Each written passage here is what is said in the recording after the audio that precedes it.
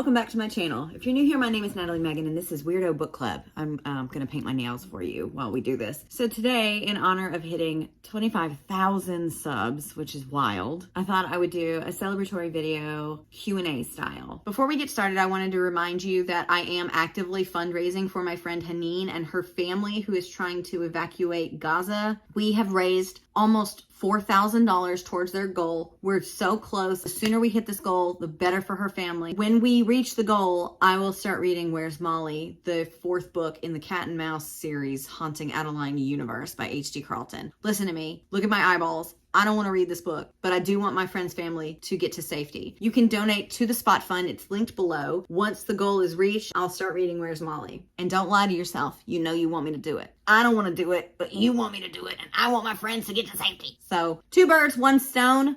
We can make this happen. We're so close. So link is below. Please take a second before you keep going, or just do it in the background. Click it, open a new tab, throw a couple bucks at the donation, get us closer to our goal. It is so appreciated. Thank you so much. Now let's get to the video. So a few weeks ago, in anticipation of hitting this milestone, I popped a Google form up on my YouTube, my Discord, and asked you guys if you had any questions, fill it out, let me know, and I might include your question in this video. And you weirdos did not disappoint. Although I don't really see how you could disappoint me at this stage. You got me to 25,000 subs. That is so many human beings, sets of eyes. I do plan to be a little bit more candid here, a little bit more unscripted, but there needed to be some sort of a structure or my ADHD would have swallowed me whole. So the way I did this is I broke down the questions into different categories, just so I didn't get overwhelmed and or stuck on a tangent, which I tend to do. The categories are personal, content related, and bookish. So let's get started. So I'm gonna start with the content category, but the first question that I got the most of, a lot of you asked me, how are you? And that's really sweet. I'm okay. I am currently filming this on the week of the 1-year anniversary of my grandfather passing, so I'm a little on edge from that. Also this week we found out that our beloved cat Beans is terminally ill and we do not know how that's going to go, but I'm not going to get into it or else I will cry, and I'm trying not to do that. Des asked, how did you start your channel? And a few other folks asked, why and when did I decide to start doing YouTube? So honestly, it was an accident. I do a lot of things by accident and with a little help from my friends.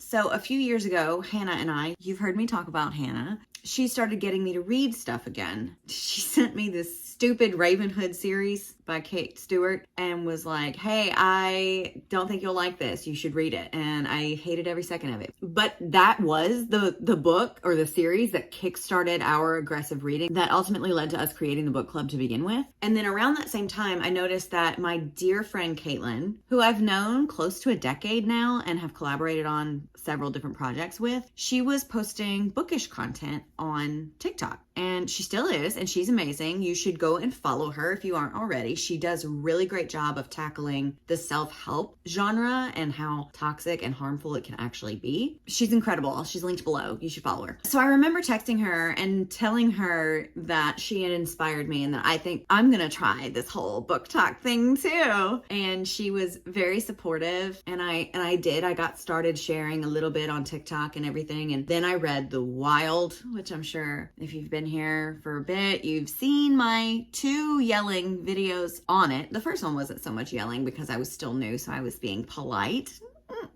More on The Wild in a bit, but it enraged me so much that I knew that I needed more than 3 minutes on a TikTok to talk about it. So I was like, where can I go? YouTube. And I started my channel. And then after that, it was really Rachel that fueled this particular fire. She was like, you shine when it comes to long format. You should do more of this. And I was like, okay. So here we are. So that's how. I think I started it late 2022. I don't know. I'll have to check. I'll pop the date here if I got it wrong. Question 2. Anon asked, have you ever considered doing YouTube full time? Why or why not? So technically, I think I am doing this full time. I don't know how that happened, but I do think that that's the case considering the time and energy and the work that goes into the videos that I make here. This is the primary source of income that I have. So I do think that I am technically doing YouTube full time. One day, if and when my children decide to have children, they're gonna get to tell their grandchildren when they ask, what did grandma do? She was a YouTuber. That is ridiculous when you say it out loud.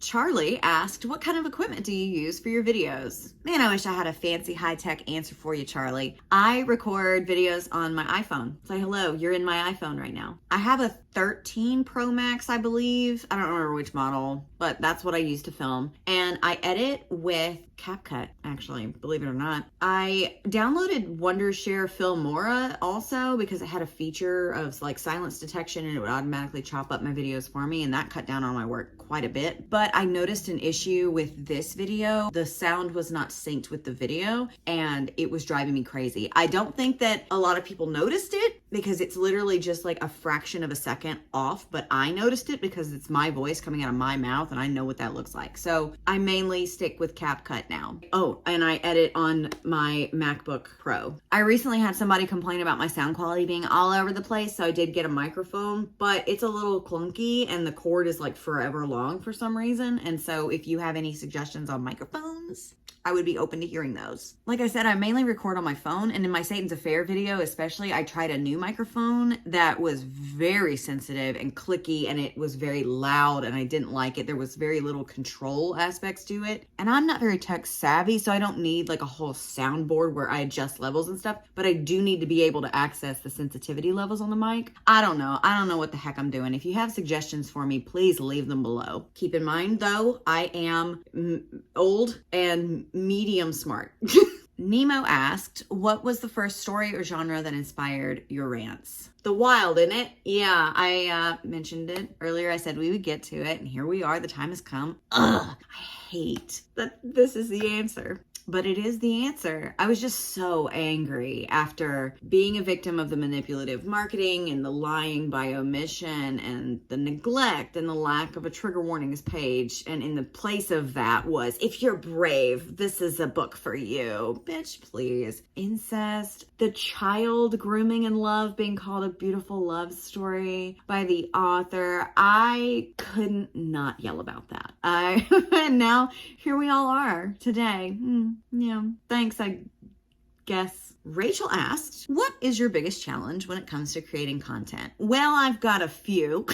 It used to be my computer, but thanks to y'all, I got to get a much needed upgrade. Aside from that, I struggle in several ways, to be honest. I have ADHD and currently it is untreated and I don't seem to be doing super great with it. I really struggle with forgetfulness and planning and organizing and all that, which can make me appear really impulsive or flaky, especially when it comes to content creation on a consistent schedule. It is without a doubt one of the biggest things that I struggle with, but I do plan on meeting with a psychiatrist soon to kind of talk about my options as far as meds go, and I am actively in therapy to try to hone in on things that I can do around the house that make it easier on myself. Aside from that though, there are several other factors in my life that have to come into play for me to be able to sit down and film. I am not just a single gal living in an apartment and I can turn my camera on whenever I want. It is not set up stationary in one spot that it never moves from. I have children that are constantly in and out of the house. I have a husband who occasionally likes to talk to me and spend time with me. I have friends who also like me sometimes. And I also, on top of ADHD, I have depression, and it's been pretty much my whole life I've had depression. And so there are some days that I wake up and I can't. I can't. Like this, what you see here is not, I don't wake up like this. It takes a second. And so I have to wake up with enough time to fix everything. I have to have showered the night before so that my hair is ready because it takes forever to dry. I have to have the house is clear. I have to have the script ready. I have to feel like I'm bringing the energy for a good video, and I have to mentally be able to be there and on, you know what I mean? So that I think is my biggest struggle. A cumulative collection of my mental illness and environmental circumstances that have to just align just right so that I can get a video in the works. So that's probably the worst part of it. So Caps asked, do you film all your videos in one take? My God, I'm unsure how to answer this, because if you meant in one sitting, then yes. Considering the ADHD that I just mentioned, I do like to see a task through to completion, or else I run the risk of forgetting or accidentally deleting or misplacing footage. I have done that a lot. Thinking that I finished it 100% only to realize that I took a break and that's it. And so I still have more work to do. So yes, it is more difficult for me to film all in one sitting, but I do prefer it that way. Now, if by one take, you mean, do I just do one straight take, like take one and then one continuous shot? Absolutely not.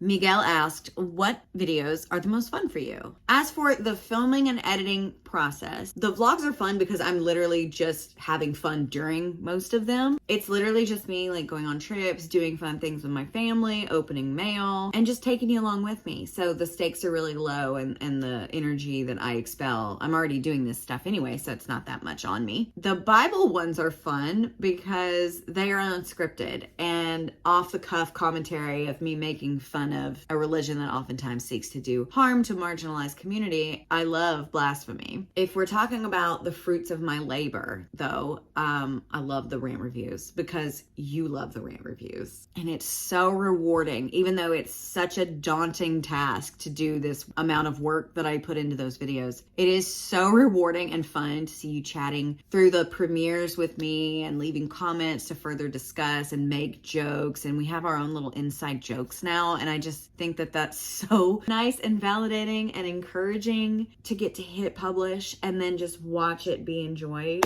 and see a bunch of people experience joy from something I worked so hard on. I'm not gonna cry, you can't make me, she said, knowing that one wrong move and she will be in tears. Carissa asked, any chance we'll see you review on past or future films as well? Okay, so ADHD is a theme throughout this whole thing, I think. And so with that in mind, I don't watch a lot of movies, so I don't feel like I have what it takes to be like a full-fledged movie reviewer. They are fun to do though. I am glad to hear someone liked my Saltburn review, and I actually have included some unscripted movie reviews in some of my past vlogs. I reviewed one of the newer releases from the Hellraiser franchise and the Terrifier movies. I'm planning on reviewing The Witch and the new Twisters film too, because I saw those recently, so maybe those reviews are out by the time this is out. I don't know. They more than likely will be folded into vlogs that I post for my Patreon and Bindery though. So if that sounds like something that you're interested in, all those links are below too. Kari asked, I know you stream games, but have you ever considered reviewing games? Great question. I think in theory that this sounds really fun and like a dream job, right? I'd be honored if any gaming companies wanted to send me games to play and review, but with books already being something that I not only do to unwind, but they're now a source of income, aka work for me, I would like to keep video games as a thing that I just do for me, that I just do for fun. For now, I mean, that can always change. I never say never, but for now, I think video games are just for me. And every now and then I'll live stream them and you can watch me play. Megan asked, what do you do to celebrate after wrapping up bigger projects? I scream. On Rachel's voice messages, Hannah's, I have a snack and a fun little drink. I take a nap. I take a few days off too, just to enjoy like having nothing to do, even though I'm still like parenting and, you know, just laundry. I celebrate by doing menial tasks around the house, rotting in my bed, and maybe listening to an audiobook that I know full well that I'm not going to review. I'm just going to read it. So sometimes I'll order myself something really good on Uber Eats or something too, but let's not get too crazy. Luna asked, what are the easiest and hardest parts of the reading and reviewing process? Now, this greatly depends on the book. The easiest part is the reading of the book, honestly, unless it's Haunting Adeline. Usually it's pretty easy to just do the initial read. The hardest parts are keeping the quotes and the screenshots organized. And as far as reviewing it goes, the easiest part of that is probably the filming it and then getting to see it released into the world. That's easily my favorite part. And the hardest part is the scripting. Marley asked, what other book reviews are we getting this year? And Ren asked if they could get a sneak peek of what I'm working on next. So basically the same question. I will be finishing the Vicious Lost Boys series. I've got one book left. It's boring as all get out, so I'm having a hard time with it. I will finish it though. I promise. So you'll get the last video in that series soon, I hope. I'm going to try to get some holiday themed ones out when we get closer to the festive season. I really, really, really, really want to do a rant review on an Allie Hazelwood book. I also wrote in here when I did this script that I wanted to do a Colleen Hoover book, but I've already done that by now. Whee! Oh, so much fun was had. Allie Hazelwood, though, I have read several books from her, and I just don't like her. Well, I don't know her. I don't like her books. I really just don't. It feels like the time might be right for me to tell you why. I also have Credence that I'm reading. It has been commissioned. The Wheel also chose it for me. So I would say get excited, but I don't know if that's insensitive. Already I'm on edge. I'm only about 10% of the way in. It's almost 500 pages. You guys are trying to kill me. Okay, next is the bookish category. I'm excited about this one. So the first question was from Jessie, and she asked, what book or series is your guilty pleasure? Now, I think we should all strive to live in a way where we don't feel guilt for the things that bring us pleasure.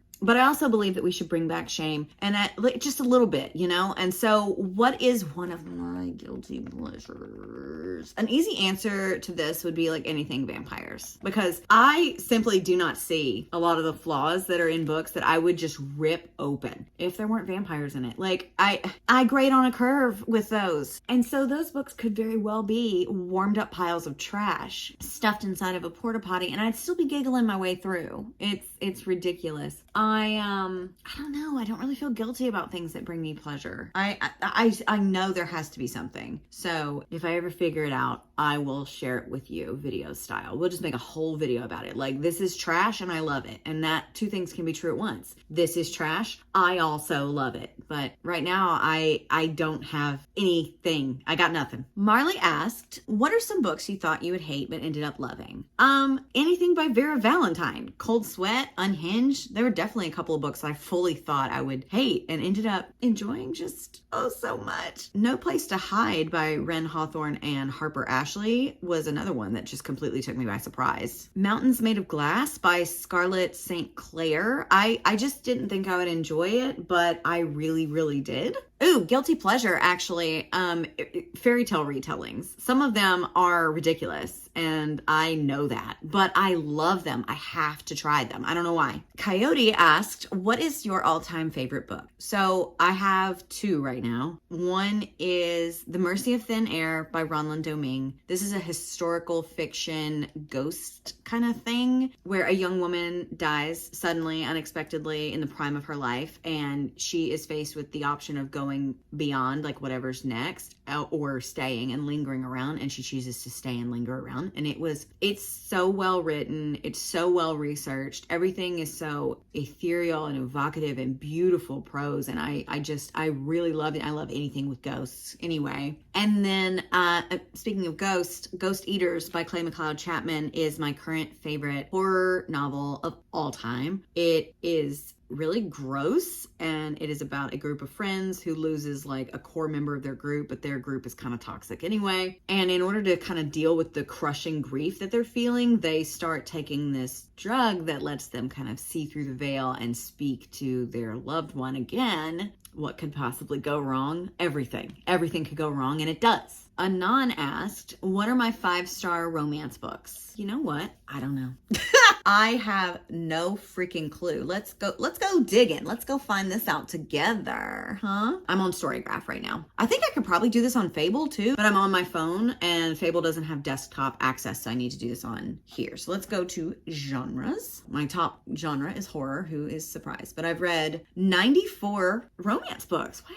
Okay, so I'm going to go down the list. I don't know if I have any 5 stars, to be honest, but we will find out together, won't we? A 5-star Emily Henry book would be Book Lovers. I really loved that book. I don't know if I would love it as much now as I did then. I also gave Funny Story 4 stars, so it's not 5 stars, but 4 stars. The Loveline series on Audible by Cara Bastone, 3 little short stories or novellas, and they were like really good. They handled topics like grief and loss and things like just mental health and stuff in a very serious but light way. Like, it was palatable. It wasn't like crushing. And I really liked all the different ways that the characters like crossed over. It was really cute. And I recommend those to anybody. A Dowry of Blood got pretty close, but I don't even know if that counts. as a romance. It's vampires also. So don't listen to me. Do I have any 5-star romances? I don't think I do. Oh, I read A Taste of Poison by Sonia Odette recently. It's a Snow White retelling with fae, which is not my usual thing. I don't reach for fae. I don't read enough fantasy to have a good base knowledge of this stuff. But even still, I really liked this one. It went real slow for me, so that's why it's not 5 stars, but it was really fun. And I love Snow White, so this was good. Man, I am stingy with 5 stars. I have a 5-star, but I am reluctant to plug it, which is unfortunate. Apparently, back when I read The Love Hypothesis, I gave it 4 stars. Okay, sure, we're changing that right now. We're getting close to the end here. Verity is not a romance. Get fucked. The Honey Witch was really cute. It's not 5 stars. I gave it 4. Because it kind of lulled in the middle. And it was a little predictable. But, yeah. Pride and Prejudice. Yeah. Oh, someone sent me a gorgeous copy. I need to show you. Where is it? What did I do with it? Oh, it was behind me. And it didn't have a note, but I did figure out it was my friend Jen. On the back, it's gold leafed, and it says, "You must allow me to tell you how ardently I admire and love you." Shut up! I recently read You Again by Kate Goldbeck. This is a gender-bent retelling of When Harry Met Sally. And honestly, it was really cute. And it's also said to be Raylo. Yeah. We don't have to talk about it. Let's just keep moving. I thought it was pretty funny and cute. I gave it 4 stars. So I don't think I have a 5-star except for Book Lovers and Pride and Prejudice. Okay, you know what? Maybe 2025 would be a great year for me to explore the romance genre and find the stuff that I like. Kind of the way I'm doing with dark romance. I don't anticipate having as many problems with romance unless we're just reading Colleen Hoover. But every genre has its problems. So that could be fun because I feel like when I was younger, I was like, I don't like romance. And like, I kind of grew with that idea in mind. Like maybe I don't like romance. I'm too cynical for this to work for me. But I like romance. Oh, Way Down Deep by Kara McKenna and Charlotte Stein. I don't think I gave it 5 stars. I think I deducted a star. Not for any real reason. It's a personal matter. But it is an epistolary style novel where these two are texting each other back and forth. These two strangers, they meet through text and they start developing some sort of relationship. And I love it. It was really sweet. Something so intimate about getting to read someone's text messages between the two of them. I may have a little bit of a soft spot for that format in general, just because that's how my husband and I met. We started texting first. We texted for like 3 days and it's not a big deal. I don't want to talk about. Shut up. So thank you for this question, Anon. I didn't realize that I only have 2, maybe 3 5-star romances. Wow. I spilled my coffee. So the next question, Felix asked, what was the first book you remember feeling passionate about in any way? And Sav asked, what were some of your childhood favorite books? And I think I can answer them both at the same time. So thank you for these questions. I have a few. So the first book that I remember being obsessed with was Flowers in the Attic by T.C. Andrews. I found it and a bunch of mass market paperbacks in a box in my mom's closet when I was like 11, I think, and I was hooked. This started my whole weird reading thing. Been weird ever since. So I have Flowers in the Attic and I have the rest of the series in hardback, and then I also have her like Ruby and Petals and whatever series, and then I have the Shooting Stars series, Honey, Rose, Ice, and Cinnamon. And then I also have the Wildflower series. So we've got Misty. Oh my God, this one came from Kmart. Are you kidding? Star, Jade, and Cat.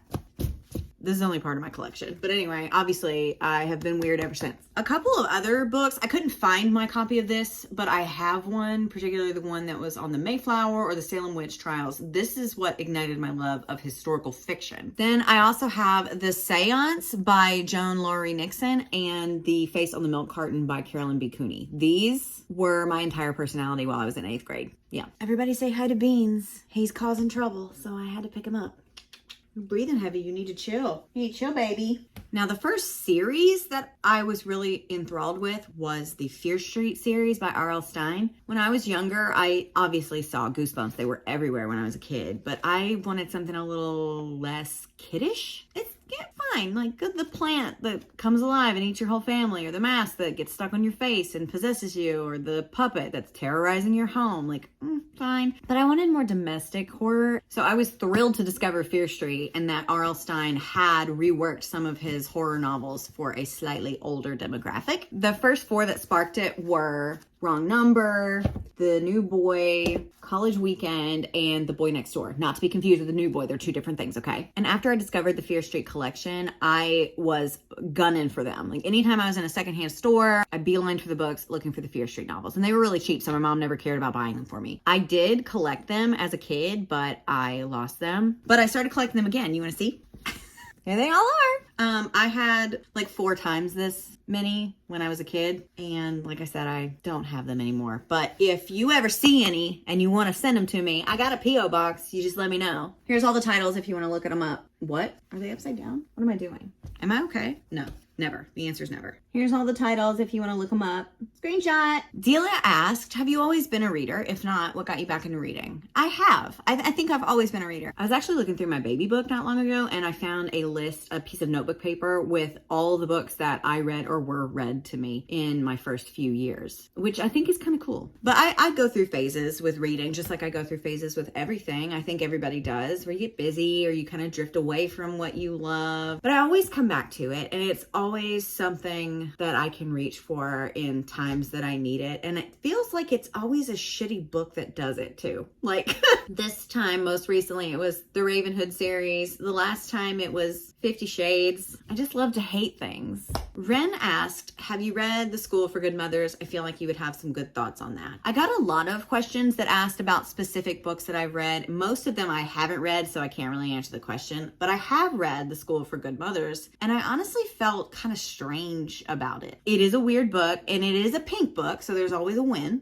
you know? But I felt like the themes and the messages and the systemic problems that they were trying to speak on, especially when it comes to like motherhood and equality and the patriarchy and things like that, I felt like they were all there and that we were building to something. And then when we got to the end, I felt like we didn't really go hard enough. We didn't go far enough. And I wish that we would have gone a little deeper, because I didn't really understand what the point of the book was at the end. So I don't really have much thoughts besides that. We did choose it for a book club read, and the discussion that we had was really good. I think I might have that discussion up on my YouTube channel. If I do, I'll link it below. But yeah, I don't really have much more than that. It was weird, and I wish that it had gone just a little bit further. Sparrow and Rossi asked, how did you first stumble into the dark romance rabbit hole? What's the worst one you've read? Worst in a funny way. So I wandered in on my own volition, actually. I sincerely just heard people talking about dark romance on Book Talk, and in my head, it sounded great. I love horror. I love dark themes. I love thrillers. I wanted to like romance, but it all seemed so cringy and cheesy at first glance. And so this, in theory, dark romance sounded like the perfect genre for me. And after I read a few, I realized that I had been a tad naive, which I hate admitting, but we all experience this. I thought that we would have, like, I don't know, a couple drawn together through dire circumstances who fall in love in the process of like trying to survive, or like maybe Bonnie and Clyde style toxic relationship with body counts attached, or, you know, some decently depicted BDSM at the very least. At the very least, I thought we would get some properly researched kink, especially because back when 50 Shades came out, that was a huge problem, is that everybody was romanticizing the way that this man was written when he was really just abusing. And I felt surely that people had grown from there. And I'm sure that there are, but most of the ones that found their way into my hands,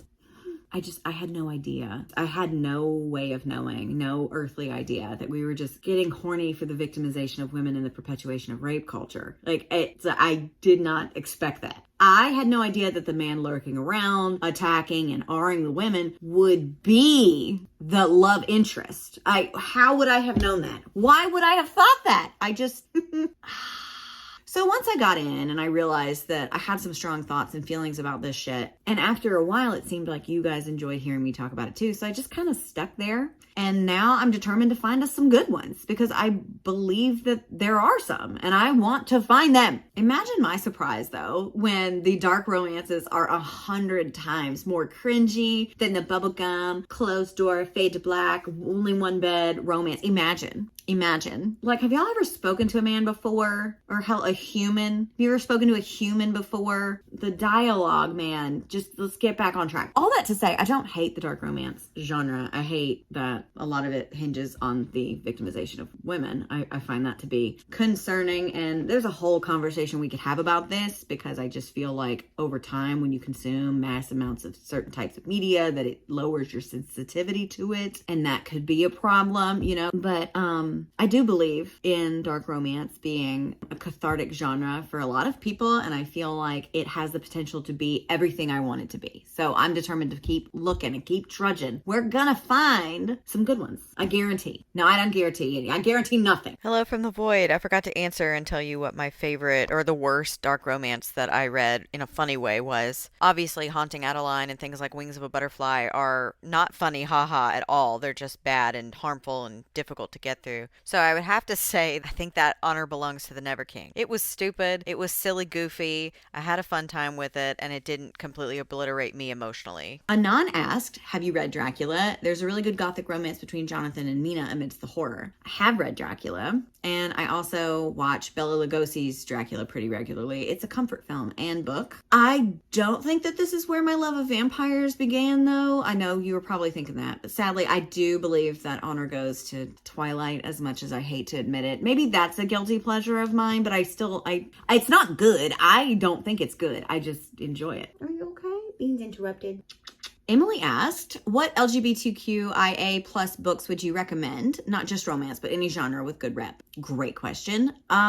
Good rep can only mean so much, because I don't have the experience or insight of every identity, of course. But here are a few that I scrounged together. So here we go. First, we have Genderqueer by Maya Kobabe. This was an endearing, honest little memoir about gender identity. Loved it. Legends and Lattes by Travis Baldree. This is a cozy sapphic romance about an orc named Viv, who opens up a coffee shop. Bloom by Delilah S. Dawson. This is a sapphic horror novella that I gave 4 or 5 stars to. I loved it. Anything by Chuck Tingle is going to be a good time. I just finished Camp Damascus. It is a religious themed horror novel, and it is about a conversion camp and these kids that are trying to fight back. I don't know. It was incredible. The Honey Witch by Sydney J. Shields. This was such a cute, queer, witchy romance. The Wanderers by Nikki Robb is a dark romance, vampire, why choose queer romance. So keep that in mind. I grade vamps on a curve. We know that, okay? There were a bunch of identities in here, and they all felt very well done to me. I'm sure I'll have more in the future. Maybe I can tier rank them. Nova asked, what is your favorite book series? What book in that series is your favorite of the series, and why? I am really bad with series, truth be told. And that's like ADHD is getting a plug once again. I just cannot keep with a series most of the time. Like, say what you're trying to say to me. Get it out. I will read a series if they're all standalones. It just feels like less pressure for some reason.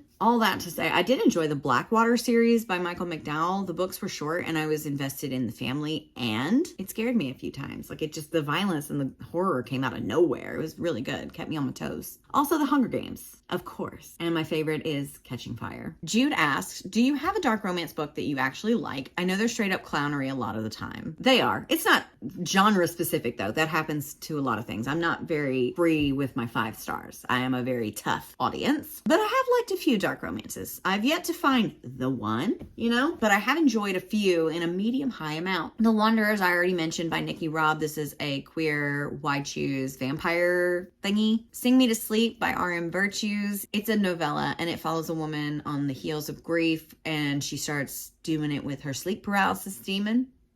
Really liked this one. Queen Takes Nights by Jolie Sue Burkhart. This was vampire. Is it all vampire? It can't be. No, that was demons. That was the sleep paralysis demon. Everything's fine. Queen Takes Nights is a why choose vampire, male, female, male. Little love sandwich. Lots of spice, lots of blood. It was interesting. Vampires of El Norte by Isabella Cañas.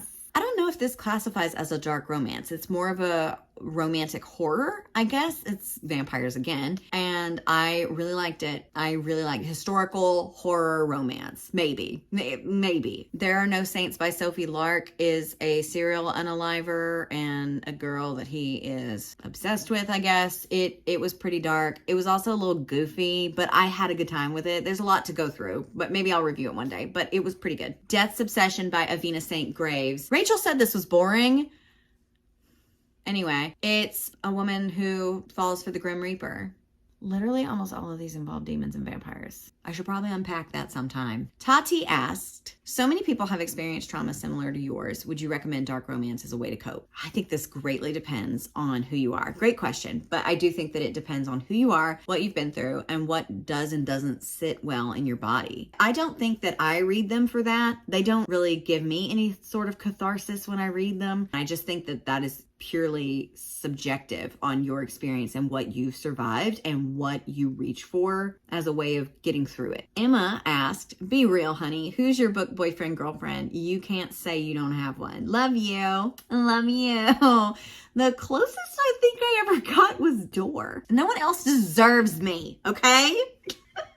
Miguel asked, what is a genre that you hope to read more of this year? What is one book that was written by a member of a marginalized community that you would recommend? So genre-wise, I really want to read more historical fiction. I'd also like to read more morbid nonfiction. I can never get enough of that. As far as marginalized authors go, I would recommend The Last Tale of the Flower Bride by Roshana Chokshi, The Stationery Shop by Marjan Kamali, anything by Stephen Graham Jones, anything by Andrew Joseph White, Night Crawling by Layla Motley, Ring Shout by P. Deli Clark, really anything by P. Deli Clark, anything by Chuck Tingle, and anything by Sylvia Moreno Garcia. Shroomy asked, what books would you recommend to someone in a reading slump? What books would you recommend to someone who wants to get into reading? So as far as reading slumps go, I'd recommend revisiting books that you've already read and enjoyed. That always works for me. Last year, I lost my grandfather, and I also read the Hunger Games series twice. It got me through. And novellas are really good. And they are always what I reach for when I'm in the middle of a slump. I've also read recently some extreme horror novellas that were really gross and busted me right back into reading. That's not for everybody though. But if it is for you, they were Disseverment by V.C. Kroll and Help Meet by Nabin Ruthnam. Both disgusting. Please proceed with caution. Check trigger warnings before you dive in. But they were both page turners and got me really back into reading again. As for someone who wants to get into reading, I would have follow-up questions for them before I could start listing off recs, because that's where you have to start. That's where I think you should start. I have people ask me this a lot in person, and I always just start asking them what they like, and that's step one for me. Figure out what kinds of things you think you would enjoy, what genres sound most appealing to you. Think of books that you've read before and note what exactly you liked about them, and use that to guide you. Check blogs and TikTok and YouTube for recs just to get you started, and then adjust from there. Engage with content that you enjoy, whose tastes align with yours, and you'll start getting recommendations from your For You page. If you're wanting to get into nonfiction, again, I would ask you to think of a subject or a time in history that you're already invested in and find books that stand to give you more to learn. I highly recommend audiobooks always, especially for nonfiction. Use your library too. Your librarians can help you find things that you might like. Taylor asked, since you love vampires, any vampire books you'd recommend? Oh boy. Okay, so I already said a few times The Wanderers, Queen Takes Knights, A Dowry of Blood by S.T. Gibson, The Dracula Duet by Karina Halley, Carmilla by J. Sheridan LaFanu. This is a classic and it actually predates Dracula and it's sapphic. And if I have any more, I'll let you know. Audrey asked, if you were to write dark romance, what would that story look like? Audrey, I literally don't know. The best I could hope for is that it would have proper grammar, a whole free plot that keeps people engaged while offering them hair-twirling spicy moments. But I have no idea. Sydney asked, how have your reading tastes changed over time? I think they've become more obnoxious, to be quite honest. I've always liked weird books, strange fiction, dark things, morbid nonfiction, things that other people would like side-eye me for. Just is what it is. I've also always been a hater since like day one. I am a hater deep down inside myself. And if anything, I've just gotten more honest about the things I don't like. I feel like my tastes have streamlined too. Like now I know what I like and what I'd love to hate. So I authentically and aggressively seek those things out. Nereus asked, what is a really bad book you read but actually enjoyed? The Love Hypothesis. Okay, I said it. It had stupid characters who I was meant to believe were smart. He's so big, me so little. Romance that took forever to actually get anywhere. But it is also Raylo, and that is another grade on a curve thing for me. Leave me alone. Ewa asked if you could go back in time and prevent H.D. Carlton from writing Haunting Adeline, would you? Thank you for this question. I hardly feel worthy of it. The short answer is no. I wouldn't, because people are allowed to create as they wish, and that is one of the better parts of being alive, getting to express yourself. And it also brought all of us together, so that's one of the better parts of the whole thing. I hate those books, but I also think you have a right to express and believe and do what you want as long as you're not harming anyone else, which is where the main problem comes in. So no, I wouldn't stop her from writing it. I would try to go back in time and be like, hire an editor, hire sensitivity readers. But I would not want to stop it. Patricia asked, how do you do critical reading? What points do you pay attention to while reading? And do you have any niche suggestions? This is such a good question, and I hope I can give a good answer. So now that I annotate with the intention of sharing it with an audience, I usually just pay attention to things that elicit some sort of reaction from me when I'm reading, whether it's cringe or confusion or discomfort, something in my gut that I'm feeling when I'm reading something that is problematic. I want to give the best vantage point on the book that I can, because I know a lot of you will never read it. And so I just try to keep an eye out for things that are important to the plot and help drive it forward. I watch for inconsistencies with structure, character development, grammar, etc. I also make sure to highlight parts of the book that made me audibly emote in my real life. I am a very reactive reader. My poor family can attest to that. If it makes me feel something, I am loud about it, so I make a note of that. So niche suggestions. I took this to mean like you wanted like really specific recommendations. So my first one is Dire Circumstances in an Isolated Snowy Setting, one of my personal favorites. The Hunger by Alma Katsu, The Indifferent Stars Above by Daniel James Brown, The Shuddering by Anya Alburn, Dead of Winter by Darcy Coates. My next niche is Unhinged Queers. Things Have Gotten Worse Since We Last Spoke by Eric LaRocca, Bloom by Delilah S. Dawson, Big Swiss by Jen Beejan, Chlorine by Jade Song, To Be Devoured by Sarah Tanlinger. Next is No Thanks, I'm Not Hungry, horror. Just nasty splatterpunk extreme horror. Help Meet by Nabin Ruthnam, What Kind of Mother and Ghost Eaters by Clay McLeod Chapman, The Har by David Sodergren. Tired but with Many Questions is the final niche that I came up with. So Foe by Ian Reid, Bitter Orange by Claire Fuller, Bunny by Mona Awad, and The First Day of Spring by Nancy Tucker. A few of you asked, what is your favorite or least favorite book trope? My least favorites are either miscommunication or unplanned pregnancy. Miss me with both of those. Keep them away from me. If the entire plot could be solved with a brief conversation, I don't want it. And don't you dare spring an unplanned pregnancy on me. I still have PTSD from my own. And my favorite is Only One Bed. Period. Anon asks, what 5 books would you take to a deserted island? My God. My 5 desert island books are Pride and Prejudice by Jane Austen. I read this once a year already anyway, so I couldn't be there without it. Number 2 would be The Last Tale of the Flower Bride by Roshana Chokshi, just because I feel like it's the kind of book, I've only read it once, but I feel like it's the kind of book that the more I read it, the more I will discover and uncover and notice. And it's just a really cool story. I would also bring The Indifferent Stars Above by Daniel James Brown. It's one of my favorite morbid nonfiction books. And if I'm on a deserted island, I am assuming that it's a tropical setting. And I would really like to counteract that with Dire Circumstances in an Isolated Snowy Setting, just to remind myself that it could be worse. It could always be worse. The last 2. That's hard.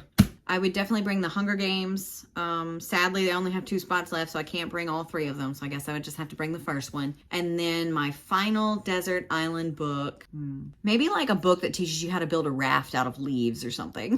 Nira asked, which fictional book character do you love or hate the most and why? I love Mr. Darcy. And I don't need to explain why, but since we're here, we love a man who can admit when he's wrong and act on fixing it. Don't just apologize to me. Fix it. Do better. Plus, we love a man who falls first. We love a man in flowy shirts. And we love him. Okay? We love him. I hate everyone in the roster of the Cat and Mouse series. I have reviews explaining why. I'm not going to do it again. Paula said, my book friends say I'm some sort of heartless frozen bitch because I rarely cry when I read. Let us know your sobbing moments, if any. My sobbing moments, dear. It is rare that a book can make me cry too, which is weird because I cry very easily, but I also tend to stick in genres that are not trying to make me cry. They're trying to usually scare or disgust me. But I have a Cancer moon, for crying out loud. I am prone to crying. I live my life on the edge of tears. I cried when I read Love Times Infinity by Lane Clark because it is a story that felt very similar to my own, and it was nice to feel seen in such a way. I cried a few times while reading Adult Children of Emotionally Immature Parents, just because it was really validating. Seance Tea Party by Ramena Yee had me tearing up a bit. This is a middle grade graphic novel, and it's just so earnest and warm. If You Could Be Mine by Sarah Farazan got me. The Stationery Shop by Marjan Kamali, I was weeping in bed. I was already sick and I was just a cluster. I was a mess. Hunting Adeline made me cry too, but for different reasons. A few of you wanted to know my favorite genres to read or my go-to genres. I love horror. I love ghost stories and morbid nonfiction. So I think that I reach for those more than anything. Lately, I've been digging historical fiction, historical horror. So if any of you have recs for that, please leave them below. Roseanne asked, would you privately review a first book before it was published and give your brutal, honest opinion in an email? And if so, how much would you charge? Thank you. Unfortunately, I do not think so. I actually had someone commission me for a review earlier this year and I turned them down because there's just too much room for error and potential to hurt feelings. The odds of something going wrong are really high. It's just an odd spot to be in, so I do not want to put myself in it if I can help it. If I were qualified to offer like editing services, that would be a different story, but I just review things. And if I just was going to review it before it was released, I think that's a no. Sorry. Donna asked, what's your favorite comfort read? The Hunger Games is an obvious one. I said that I read it twice last year when I lost my grandfather. I just need to feel held, and for some reason those books do it for me. Pride and Prejudice is another one. I read it once a year. I know I will have a good time, and that is comforting. I find comfort in what I already know. And this is, I've said this already. The Indifferent Stars Above by Daniel James Brown is a nonfiction historical recounting of the life and cannibalism found in the early American days of the Donner Party going west. And it's comforting to me simply because it's a nice reminder that my life isn't nearly as hard as it could have been had it started 100 years earlier. Ugh. Ruby768 said, I was wondering if you like sci-fi, and if you do you have any recommendations? I'm trying to get into the genre and I trust your judgment more than Google. Oh my God, you trust me more than Google. I must advise against that. Sci-fi is a genre I've spent very little time with in comparison to other genres. I mean, I read Ice Planet Barbarians, but I think that might be as far as it goes. I don't think I have any recs either. The ones that I have read, I don't enjoy, so I'm up a creek without a paddle here. The only one I can think of, I guess, is Frankenstein by Mary Shelley. I'm sorry, I don't have more for you. Anon asked, do you ever get tired of reading, especially bad books? Seriously, how do you do it? Reading is a hobby for me, like anything else, and sometimes you go through phases. I also like to paint and draw, and I've done that my whole life, but I haven't picked up a paintbrush. Oh man, it's probably been like a year, but I do still love to do it, and it'll find me again. I view reading the same. I am reading pretty consistently right now, but there were years that I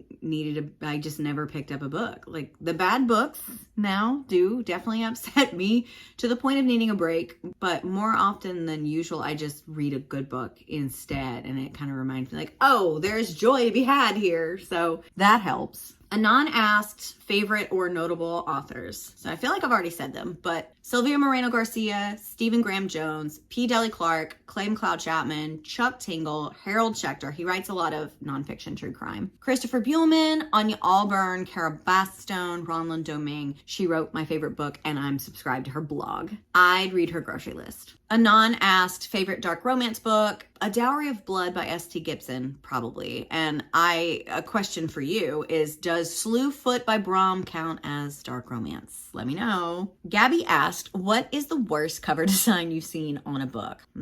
Now, I'm not going to throw one person under the bus, but those Kindle Unlimited dark romance covers with the gold cursive letters and the shirtless men, you might have the golden ticket of a book. You may have penned the great American dark romance. that will sit right with my soul, that properly represents kink and doesn't rely on the victimization of its female characters to move the plot forward. You might do that. But if there's a shirtless man covered in gold cursive script, I'm not reading it. Cut it out. I also want to trash every single romance novel that features the art style of like tracing faceless cutout people. Get out of my house. Anon asked, what was the most recent book you read? So as of writing this script, it was The Har by David Sodergren. And as of this moment, the last book that I finished was Cult Following, The Extreme Sects That Capture Our Imaginations and Take Over Our Lives by J.W. Ocker. This is a nonfiction book that talks a little bit about different cults. Okay, we're on to the personal category now. Zero asked, do you ever wish you were illiterate?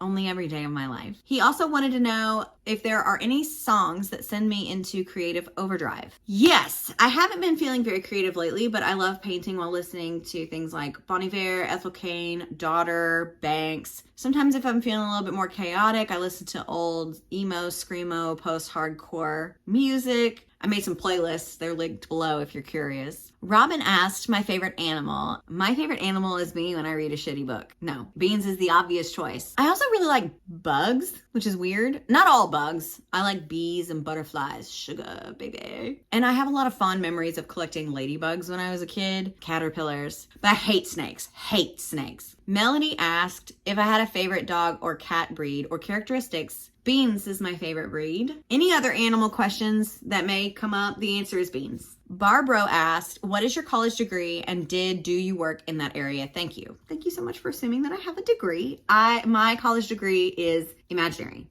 I never finished college. I actually dropped out twice. The first time I went, I was 18 and just right out of high school, like some of us do. And I majored in elementary education for a semester before changing it to photography. I did not manage my newfound freedom very well, and I was deeply mentally ill, untreated mentally ill. So I pretty much just slept through all my classes and didn't bother going, and I arrived late when I did manage to go, and I was placed on academic probation, and I just didn't try to go back until a few years later. After I'd gotten married and I had my kids, I felt like I knew I was smart, and I was struggling with a lot of postpartum depression and this sudden change from just a human being to mother, and that is such an extreme jump. And so I felt like I had something to prove. So I enrolled in community college. I went for a year and I made the dean's list. So I was like, good enough. So I quit, dropped out again. I think one day I will want to go back just because I love to learn and it'd be nice to challenge myself again. But for now, I'm just acting smart on the internet.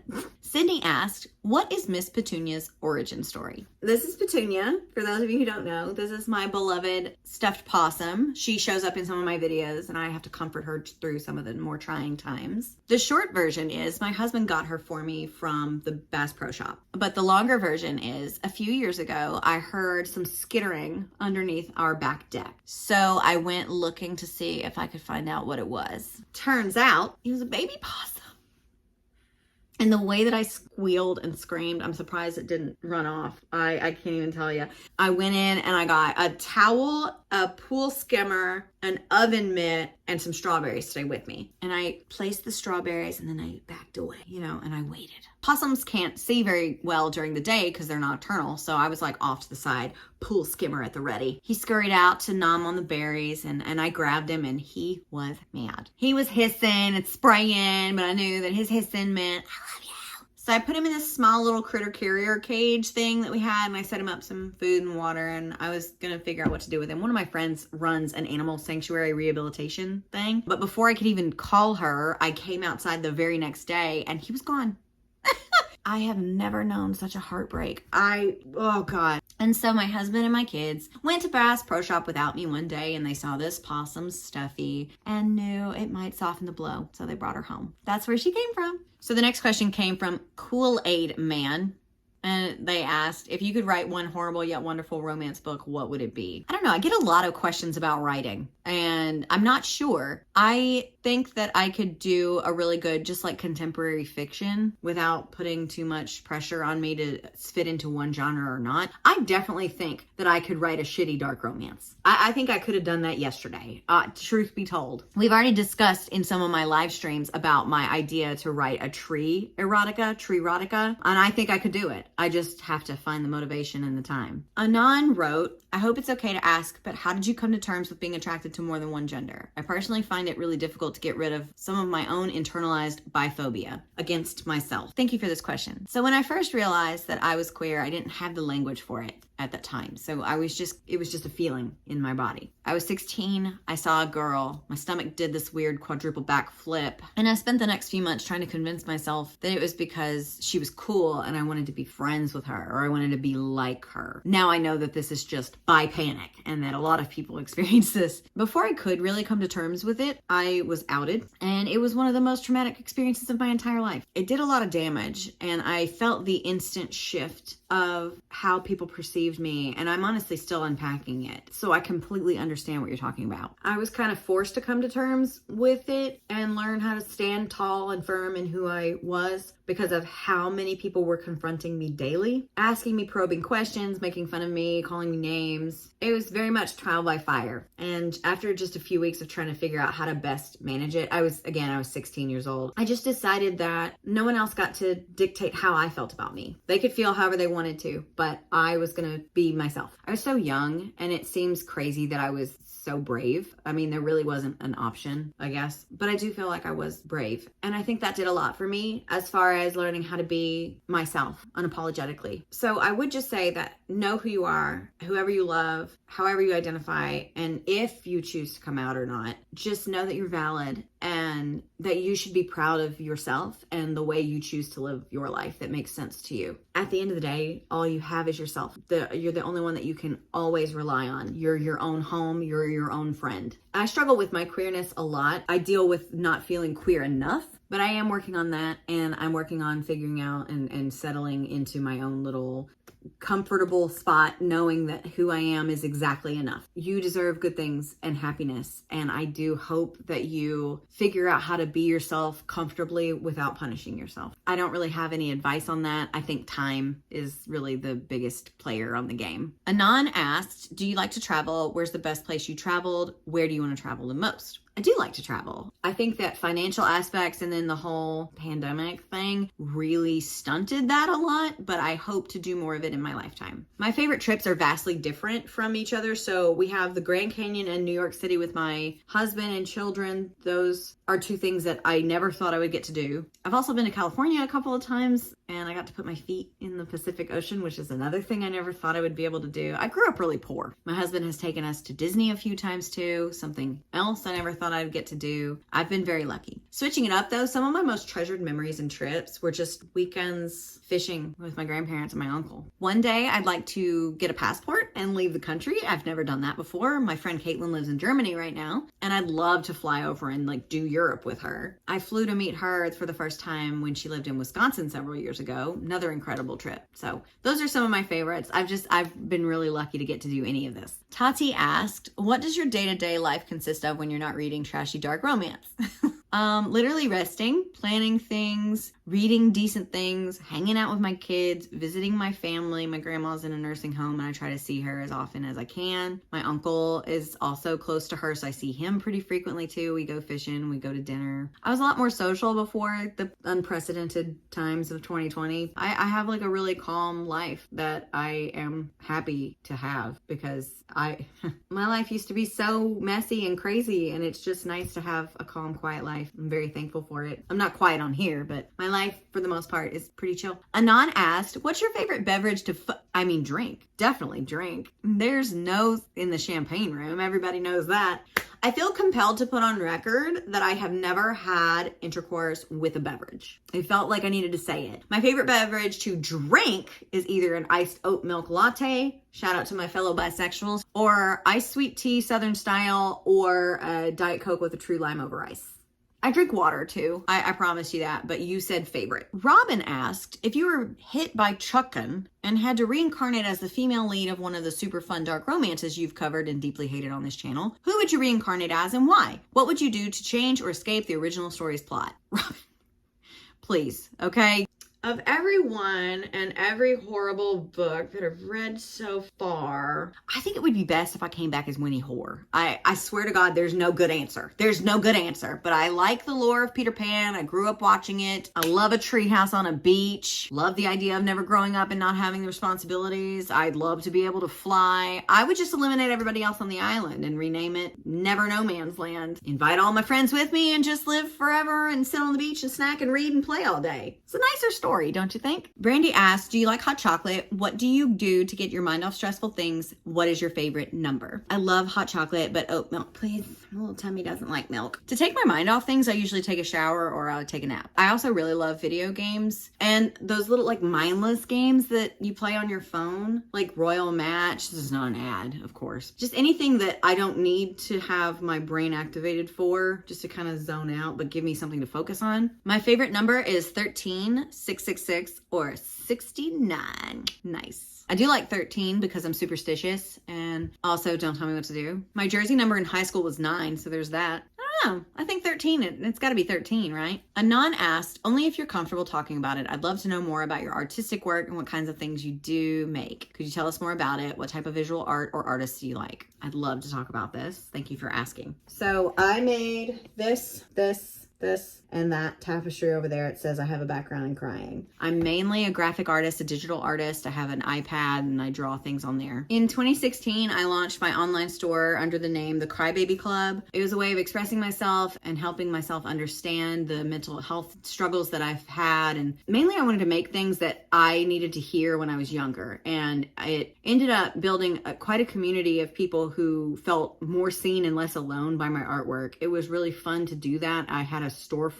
I went to several markets. I was interviewed by Shopify and featured on several blogs. If you go to nataliemegan.com, you can see all of that stuff. It's like a little time capsule over there of all of my accomplishments and things that I've done as far as art. I also enjoy watercolor, acrylics. I've done ceramic work very, very minimally. I'm not very good at it. But my store had over 100 products at one time. I had stickers, enamel pins, embroidered patches, t-shirts, sweatshirts, water bottles, mugs, you name it, it was in the shop. I've kind of always been creative. I wrote short stories, I journaled, I collaged, I painted, I performed things for my family, God help them. Skillshare, not sponsoring this video, but I took a Skillshare class like over a decade ago, and it was like sketchbook explorations or something like that with Lisa Congdon. She's one of my favorite artists, and she was just very intentional with the kind of style she was, because for a long time I didn't think that I had any talent because I wasn't able to paint like a hyper realistic portrait or a landscape or whatever. But it actually doesn't matter, because the kind of art that I'm good at, which is like really simple drawing and hand lettering and things like that, is special on its own, and it helped me find that style and really just dig in. Here are some of my favorite designs that I've ever made. The first one being, I may cry, but I can still get things done. I said this long before Taylor Swift came out and said, I cry a lot, but I am so productive. I'm not going to take her to court the way she did Olivia Rodrigo and sue for credit. That's not my style. But yeah, I've been crying and getting things done for a long time. I think a lot of us have, which is why it was so well received by everybody. Right now, I don't really sell a lot of physical, tangible items that I carry in my house because the inventory was starting to overwhelm me. I was running out of space. I was getting really bad and lacking in the shipping fulfillment department because I was running the entire thing by myself. It got really big at a point, and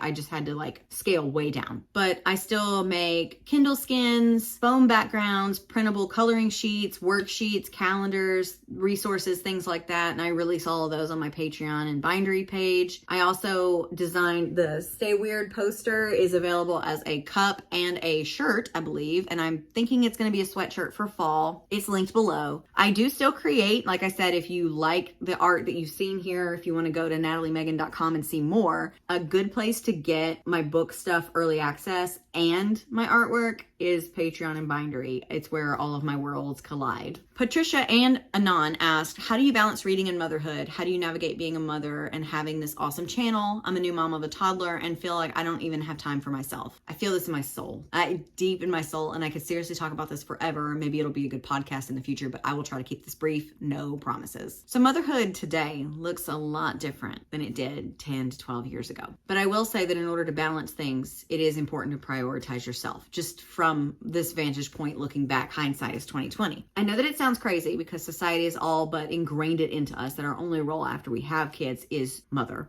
It sounds even more ridiculous if you don't have a good support system in place to provide assistance. I sure didn't. Or the financial means to be able to afford a sitter. Also, no. I get that. Trust me, I do. But you are still an entire person with needs. So I will tell you what I did. I dove into hobbies.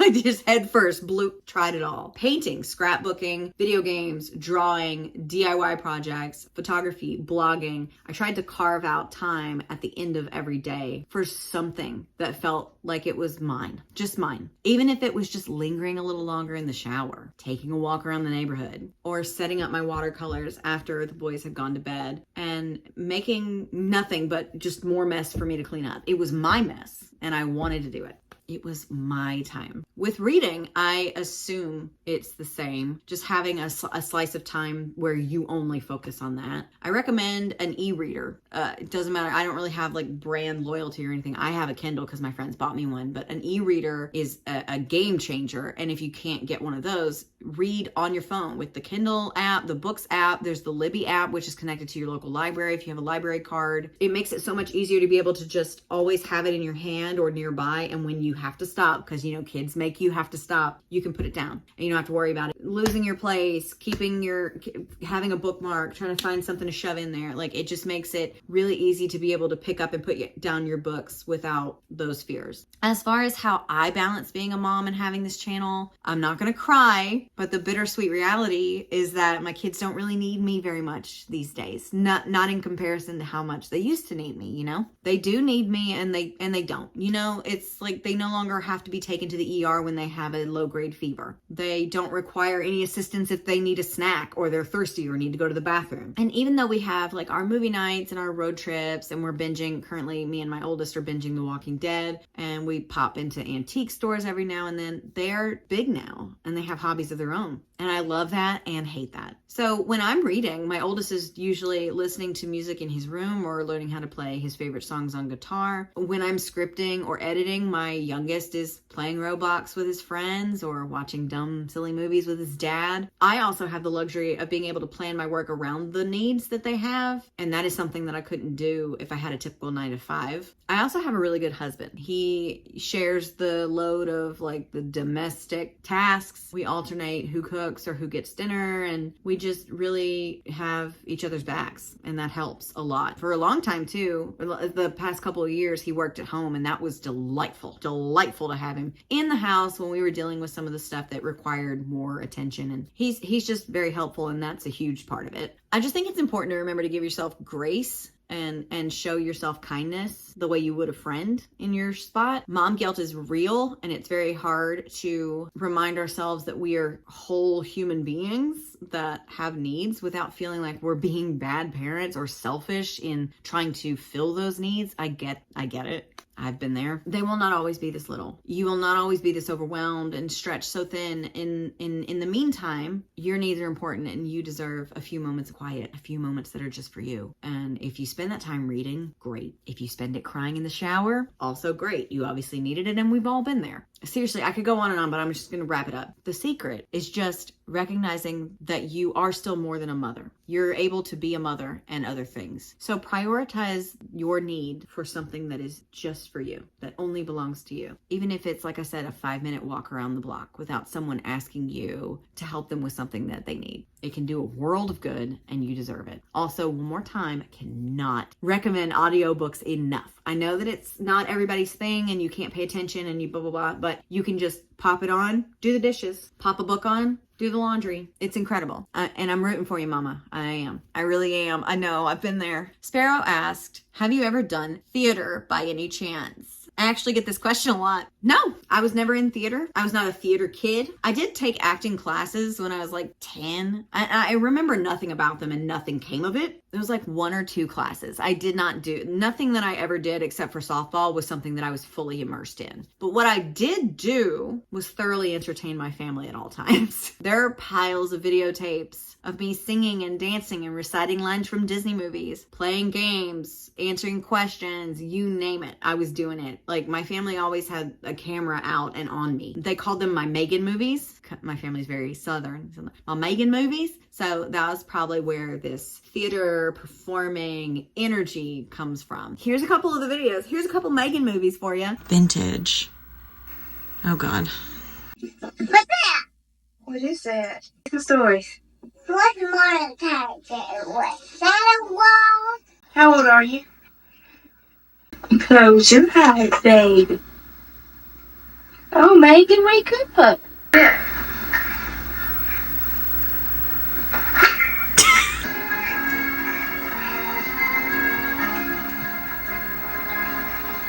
Hey, my name's Rudolph.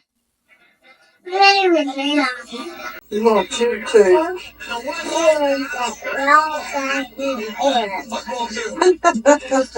Oh, come on, Mama. I gotta play the good on. She'll be coming round and then she'll be coming around the mountain. She'll be coming round the mountain. Who loves that? Baby. What do you want to be when you grow up? Be that tall. Be that tall? Yeah. I'm very happy to inform you that I am, in fact, that tall. Theora asked, what made you decide to deconstruct from God? Love this question. This is another one that I could just go on and on forever. I don't know what it was. There wasn't one thing. It was a lot of little things that just started to pile up in a big way. Like when I was younger, I would go to church with my friend and I so desperately wanted to be a believer. I was a believer. I went and I memorized and I listened to them talk and I heard the word of God and I was so in.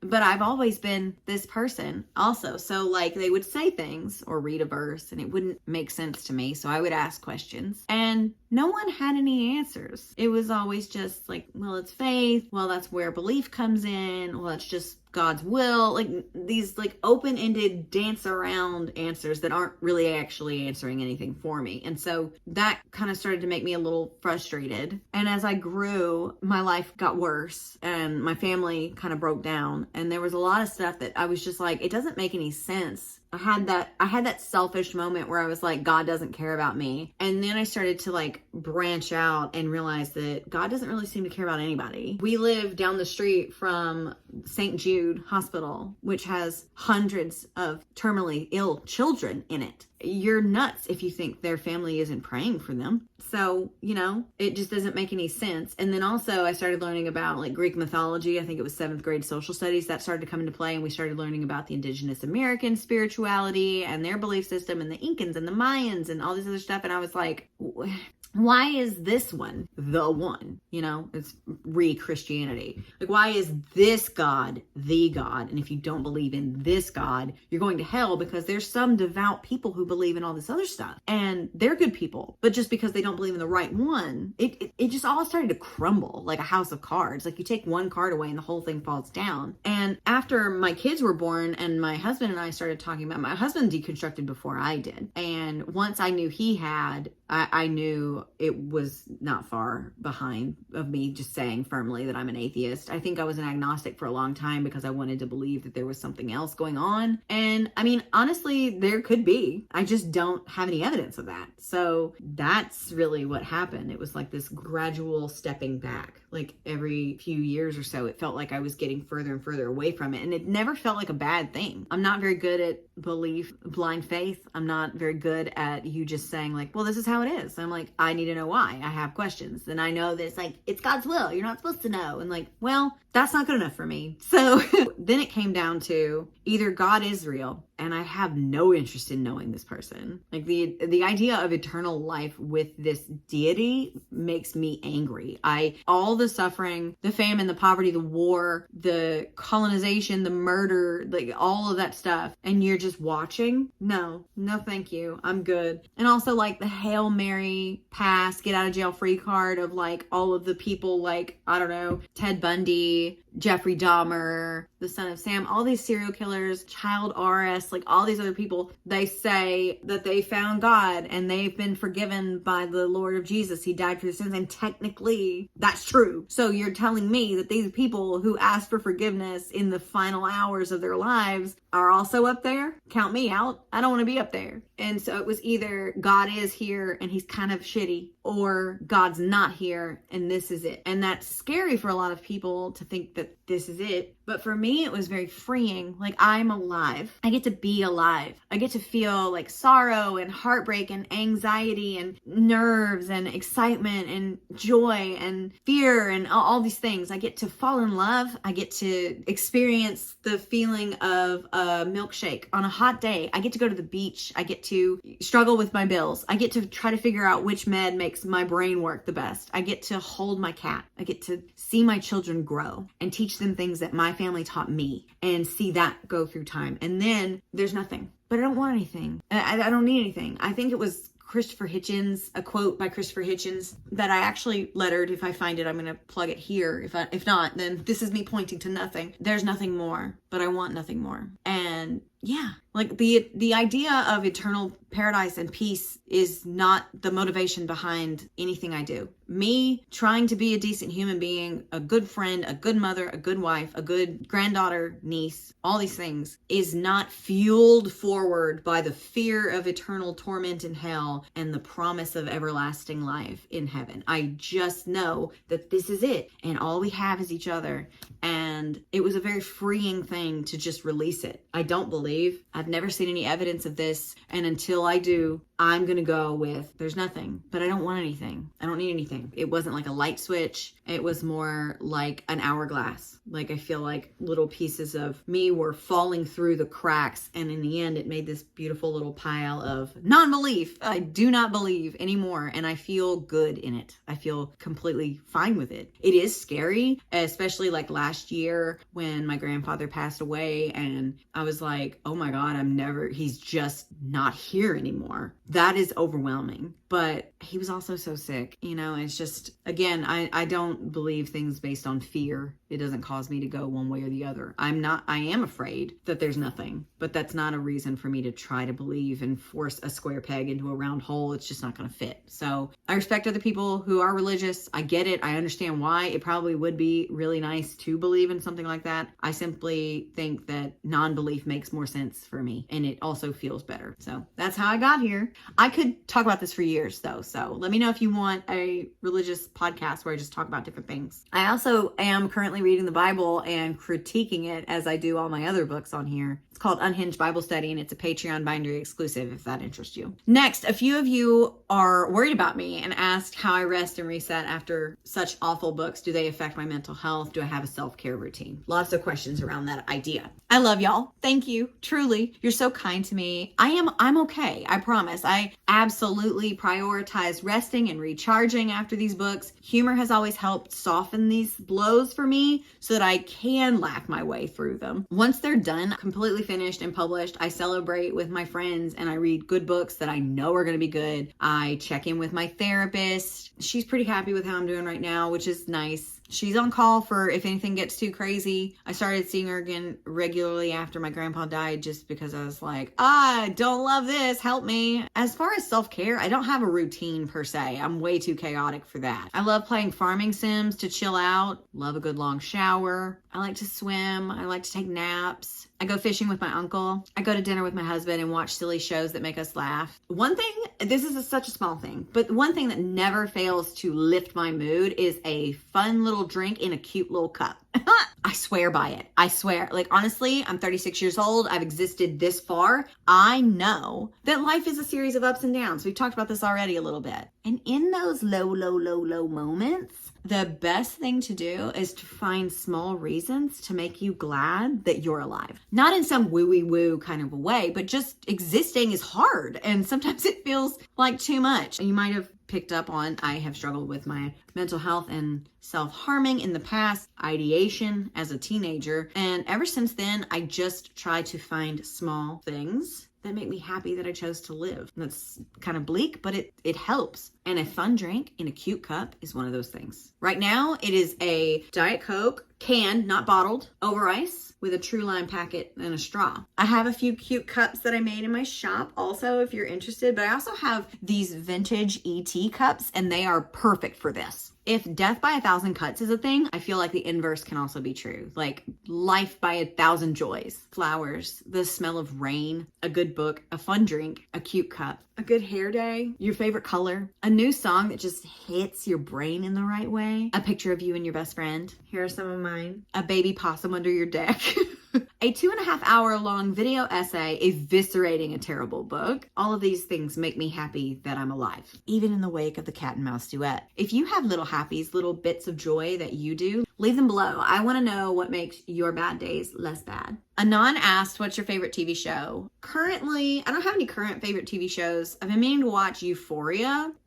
Like 3 years after it comes on. I'm always late to things. I've also been meaning to rewatch Degrassi The Next Generation because I freaking love it. I am currently watching The Walking Dead for the first time with my kid. I've seen it before, but he never has, so that has been really something. And I also love Schitt's Creek. Do you have any recommendations based on all of that? What should I watch? I don't know what's going on anymore. Eli and Pearl asked what my favorite color was. Pink or black? Very cutesy, very demure, very mindful. Pearl asked what my favorite kitchen utensil or tool is, which is a great question. I love how random this is. This thing, this is my favorite tool. I don't know what it's called. It's not a colander. I don't know what it's called, but I love this. And I use it to like drain pasta, rinse my rice. Yeah, love it. Love it. I have 3 of them. Grayson asked, what is or was my favorite queer television show and what's the pettiest thing I've ever done? So I don't have an answer for the pettiest thing I've ever done. I even asked my friends and they couldn't come up with anything. I don't know. In high school, somebody made a MySpace page dedicated to hating me because they thought that my boyfriend should break up with me. Probably he should have. Spoiler alert, he should have. I was not doing well. And the profile picture for this page was clearly made in Microsoft Paint and it just said Megan equals poison. So I took it a couple years ago because I remembered that it was there and it is still there. And so I took the artwork and I made it into a shirt and I have it now. It says Megan is poison. That's not really petty though, because I don't think any of them know that I did that. So I don't know. I don't know what petty things I do. Hello from the void. I did think of one more thing. Someone that I didn't like once complimented a shirt that I was wearing and I donated it to Goodwill the next day. But as far as my favorite queer television shows, Will and Grace, I really loved. And Schitt's Creek, of course. My phone died. I also liked The L Word when I was younger. That was one that me and my friend Guillermo used to watch. Will and Grace was our favorite though, of course. Lonnie asked, zombie apocalypse go-to weapon. Wooden baseball bat wrapped in wire with nails or something. Like Negan style. Not that I like Negan. I don't like Negan. I don't know how to use a gun. They seem complicated. And judging by how I drive my car, I'd always be like down to my last bullets. Not a good way to live. Crossbows seem ideal, but I probably can't even load one. A sword is the right answer, but I know me and I would hurt myself. I guaranteed. Same with a knife. Plus, I don't want to have them, like, I don't want to need them to get like right up on me before I can protect myself. The bat just seems like the best option for me. You hold it here. Even if I did touch there, it will hurt me in a very minimal damage kind of a way. Just seems like the best fit for me. Norris and a few others wanted to know if I read fanfic, and if so, what? When it comes to fanfic, if I enjoy it, what couples do I like to read about? I do read fanfic, and this is relatively a new thing. I wasn't up to my neck in Wattpad as a teen, as I should be. I'm new. I have read a few Raylo fics, some Hunger Games fics, and a couple of fics inspired by characters in worlds written by people who I will not name. But I would love any recs that you have. If you have them, leave them below. Isaac asked, if you had to fight one Reads with Rachel-sized duck or 100 duck-sized Reads with Rachels, which would you choose? No rules, no time, no mercy. Okay, so listen. I thought about this question longer than I thought about any other question, but I think I have my answer. If there were 100 duck-sized Rachels, okay, you couldn't pay me to fight them. Absolutely not. I would love them and build them an elaborate dollhouse so that they could all live in there. So if I had to fight one, I think I'd have to go with one singular Rachel-sized duck. you're going down. Thug Nasty asked, let's just say you were romantically involved with a beverage, hypothetically. If said beverage liked to watch you with other beverages, would that make him a cuphold? I'll see myself out. Please leave my home and never speak to me or my son ever again. But yes, it would make him a cuphold. Luna asked, who is your favorite Bluey character? Mine is Bingo. My kids never got to experience Bluey. They were already too old when it showed up on the scene, so I don't even know who the characters are. I trust your judgment on Bingo, though, so let's go with that. A few people, Gabby, Jude, Eli Sparrow, R. Murphy, asked, have you ever considered writing a book, or are you currently working on anything? Aside from the 20,000 word scripts for rant reviews, no. I did self-publish a poetry collection back in 2019. My grandma always told me that she thought I was born to be a writer, that she couldn't wait to read one of my books. And then she was diagnosed in, I think 2017, 2018, I don't remember. She was diagnosed with Alzheimer's, and I knew the clock was ticking. So I scrounged up every scrap of anything that ever resembled a poem that I had scribbled down anywhere, and I threw them all together and I published them in this book so that I could give her a copy that she could hold in her hand and treasure until she couldn't anymore. I know she still would if she could. And while I'm not super proud of that collection, like I don't think it's my best work, and I don't think it really shows my capability of writing and telling stories through words, I am happy that she got to see it. I do have a prologue, a rough prologue written for a vague idea. The story is nothing. I have no idea, no concepts, no outline, nothing. I don't know what I want to do with it. It's just kind of sitting there. I don't know what the genre would be. I don't know what the plot would be. I don't know what the point is. I've never really given any more thought to it. It's just, I had that little slice come to me one random day a few years ago, and I wrote it down, and that was it. Would you like to hear it? Do you remember when you drove to my house in the middle of the night and held my hand through my window? She asked. How could I forget? He replied. When you're young, all the grown-ups like to tell you things like that don't happen in real life, only in the movies. Well, we are the grown-ups now, and we know that they were lying, he said with a grin. Well, that's a scary thought. What is? He asked. What else were they lying about? That's a little taste. That's the only thing even remotely resembling an idea or a concept. I think in order for me to deliver a book that I was proud of, that had a good plot and well-developed characters, etc., I would need like 6 to 12 months of isolation. Like pure isolation. That's what I need if I wanted to write a good book. If I wanted to write a not good book with the same amount of skill, intellect, research, and storytelling that I've grown used to on the ones that I've covered on this channel, like I said, I could have done that yesterday. A lot of folks asked about specific book reviews, like I said, Den of Vipers, Pucking Wrong Number series, more on that, things like that. And so I will tell you two things. One, I plan to continue and release installments of Dark Romance Diaries, and Den of Vipers is on my spreadsheet. I am currently letting a wheel choose what I read next from those titles on the said spreadsheet. It's linked below if you want it. If you really want me to review one, is my Bindery or my Patreon page. There are tiers on each one that allow you the perk of getting to request reviews from me. Links are below. Anon asked our last question of this video, what was the best piece of advice you've ever been given and why? So I have a few. No one is thinking about you as much as you think they're thinking about you. A long time ago, I read a book. It's a memoir called Take the Long Way Home by Susan Gordon Leiden. I found it at a yard sale, and it's about this woman's life and her struggles with addiction. And I've never had any issues with addiction myself, thankfully, but the quote still really hit, and I never forgot it. So let me see if I can find the book. Hold on. So I found the book, and Beans found me, so I'm going to try to find the quote for you. I didn't annotate very well a long time ago the way I do now, so. Here's Petunia. Beans and Petunia are friends. These books, this and The Mercy of Thin Air, I read them at around the same time, and I really loved them both. I haven't read this in so long. This is a book that's not published anymore. Like I looked on Amazon and you can't get it anymore. I can't find it anyway. What are you doing, Beans? What are you doing, Beans?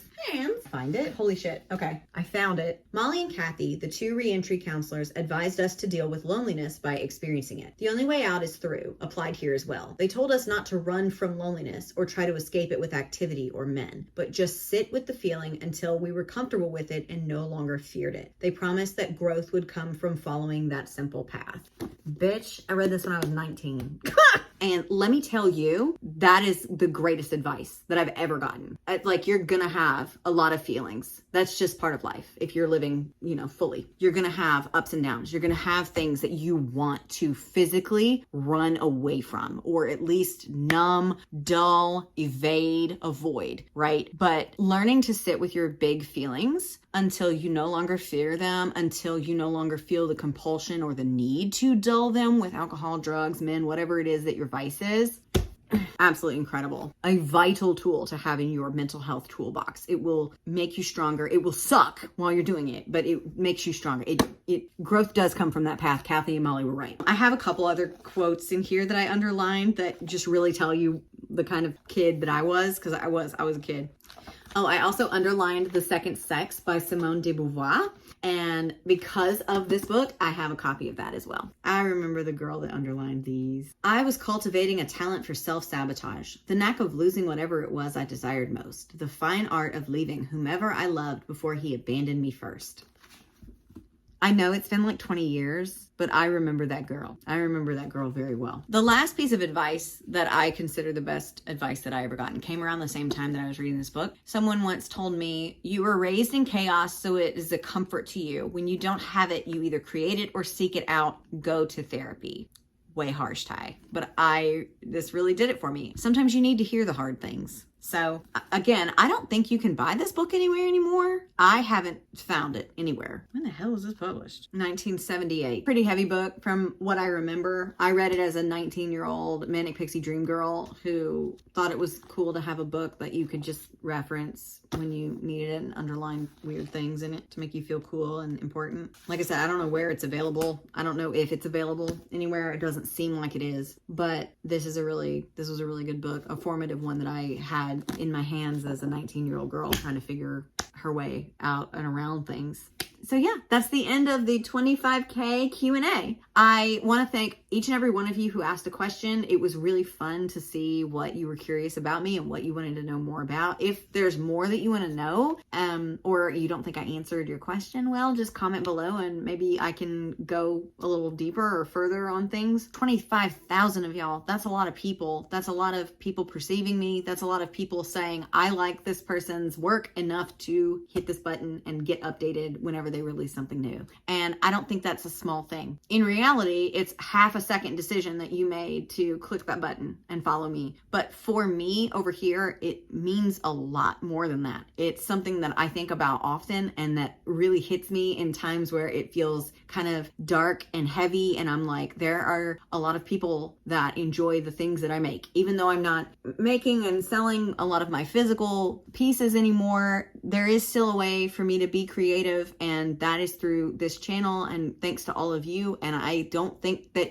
I could never really sum up how exciting it is and how cool it is and how fun it is to be able to make things for you and know that you like them. Books and reading is often seen as a solitary activity, but I think that it is so much more fun when it's done with a group, with a community of people. That way you can connect and talk and there's discourse and back and forth, and it's just really fun. And I'm so thankful that I have my own little community here that I get to do that with. Let me know if you like this video. If you have people in your life that you think might like my content, feel free to share my videos with them and send them my way. Once I get to 50,000 subs, I think that's the next milestone, the big milestone that I'm going to celebrate. I will read the 50 Shades series, so keep that in mind.